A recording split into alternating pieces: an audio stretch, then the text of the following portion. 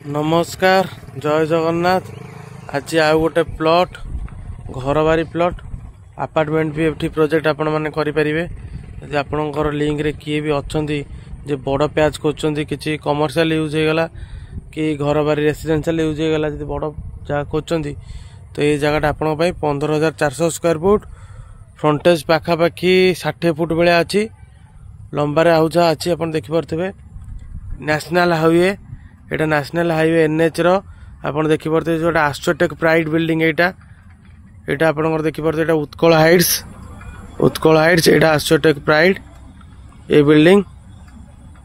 देखि परथे पूरा एटा हंसपाल छक ता बैक साइड रे पूरा लागी कि एटी अछि आपण के प्लॉट टा 15,400 स्क्वायर फुट 30 फुटिया रास्ता सहित अछि गवर्नमेंट रेवेन्यू रोड 30 फुटिया रास्ता सहित एटा 15,400 स्क्वायर फुट तले जो नंबर अच्छी ताको कांटेक्ट करी आपण फुल डिटेल्स जानि परिबे।